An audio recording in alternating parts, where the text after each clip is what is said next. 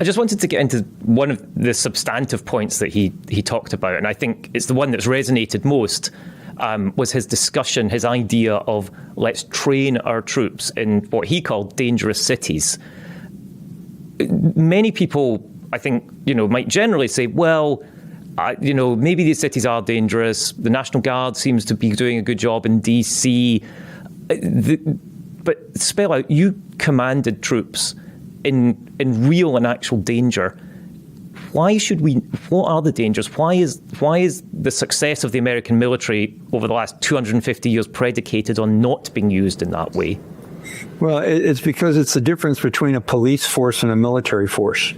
And first of all, soldiers, and I'll use that generic term for all the services, soldiers do not get any training on police activities other than those who are going to be military police men and women. So you're putting an infantryman, a tanker, a truck driver in front of America's people, and that would be like saying you or I could go out and arrest people and quell riots and do all those kind of things. The military does have for its force a mission called support for civilian authorities.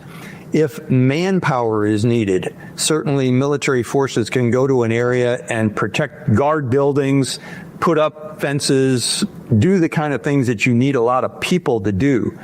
But breaking that razor's edge into policing activities, again, is contrary to the Constitution and contrary to our laws.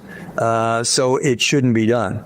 But what I heard the president say yesterday was an implied remark that he was telling everyone in that room is be prepared to do that. And that only happens once an insurrection occurs, like during the Civil War. So unless he's prepared to stoke that kind of insurrection by further dividing the American people and it turns to violence, soldiers are the means of last resort for any kind of police activity. Primarily because they're not trained to do things like that, and secondarily because it's against the law. You were in command of troops in many different situations. How would you deal with that order if it was to come to you? What is going to be going through the heads of all those generals and admirals, I should say, when they heard that implication? Yeah, I believe that each one of them walked out of that room yesterday doing a personal analysis of what does this mean for me? And I know for a fact that there's talk inside the military ranks of what is the best way to disobey an unlawful order.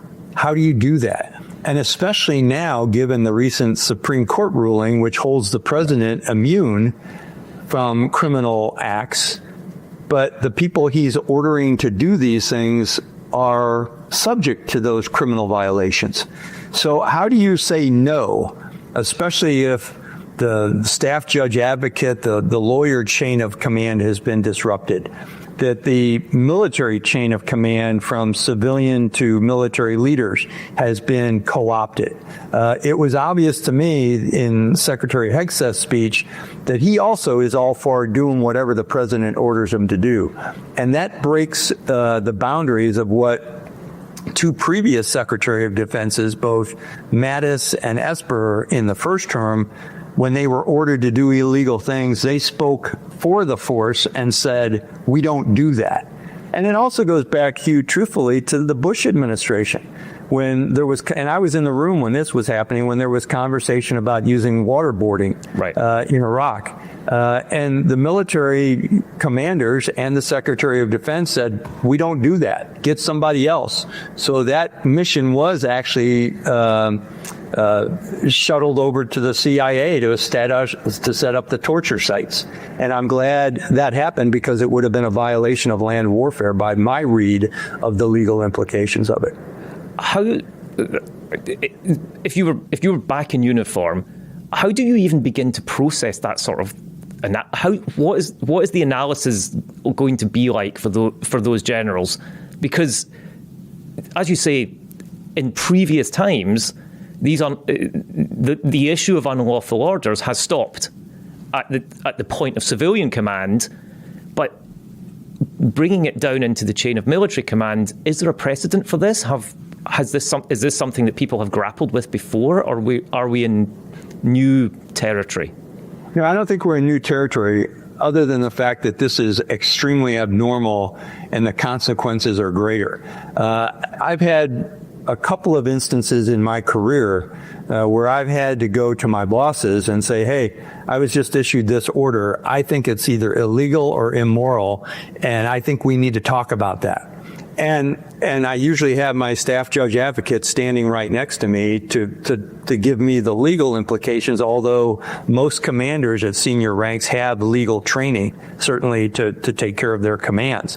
But in each one of those cases, and I think, looking back, I think I did it 3 times. In each one of those cases, my bosses, higher ranking officials, took my input, said, yeah, you're probably right. This is illegal. Let's change this order. I'm not sure we're going to get the same kind of action from the current civilian chain of command in both the White House and the Department of Defense. I want to turn to one of the more kind of bizarre aspects of this Trump address was his perhaps understanding of the military, or certainly his approach to it. He talked about how he'd been a fan of a documentary series called War at Sea, which, for those who don't know, I had to check, I will confess. It was made in 1953, 1954. It was, of course, black and white at the time, and it was about the US Navy's success in World War II, and particularly focused, I believe, on battleships, which were, of course, part of the US Navy's success in World War II was down to battleships.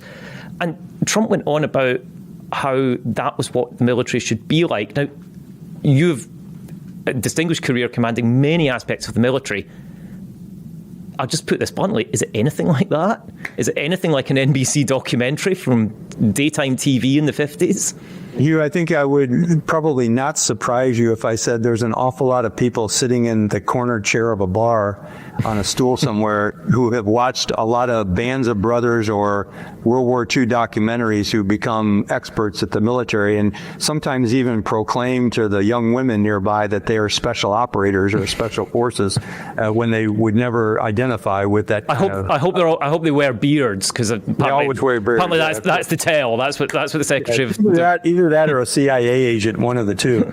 But it's interesting, even what both Secretary Hegseth and President Trump have said in the past about their heroes from the war.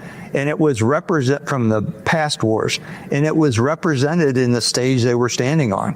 I mean, I don't think it was a mistake. Somebody asked for that giant flag to be behind the podium because it was representative of the early segments of the Patton movie. And President Trump has said on numerous occasions that he loves that movie. Okay, great. But also even Secretary Hegseth, who he disrespected 3 general officers, Corelli and Milley, and there was one other, and I can't remember who the other one was, and then put in their place Schwarzkopf, MacArthur, and Patton. Right. Well, I mean, all generals have flaws, don't get me wrong. Patton, when you go into their history, was not a very good leader he was a very good commander and a warfighter. He was not a very good leader. MacArthur actually rebelled against the president. So I'm wondering how Trump would feel if the chairman of the Joint Chiefs or some combatant commander did something that he wouldn't want to do. So it's a real paucity of information on the things that they're talking about. And there was even a couple of times during the Secretary's speech yesterday where I thought he's talking at this from the standpoint of an Army lieutenant. He's not even considering the Air Force, the Navy, the Marines as part of this force. It's all directed to what his experience was in the Army. And that was really one of the things that I think alerted some people when he was nominated for the Secretary of Defense job. He didn't have the business acumen to run an organization the size of the Department of Defense. and he didn't have the experience with the services. So all of that came through, and it comes through in spades with President Trump. Talking about battleships being the great surface fleet of the U.S. Navy, and any Navy guy will explain to you why that's not such a good idea today. And also objecting to the shape of stealth ships because he's an aesthetics guy, which I assume we're going to see our Navy painted in gold after that. I don't know. But more seriously, one of the, you talked about being in Russia, you commanded the army in Europe. What are people, first of all, what are people who are our allies thinking about this? What was the takeaway in Europe? I won't go into the details, but I had several of my former counterparts in other militaries in Europe that I worked very closely with. We continue to stay in contact. And I got several text messages and emails yesterday asking me about what I thought this was doing to the U.S. military. And on at least two occasions, those retired generals from foreign allied forces said to me, I don't understand why this is happening given how much respect we have for the capabilities of the U.S. military, specifically the U.S. Army, who they had dealt with. Why is this even going on? We know the quality and the capability of your soldiers and your leaders, and you have taught us things. Why would they be going after you now on what seemingly to them are somewhat silly and mundane issues, as opposed to national strategy or national security strategy?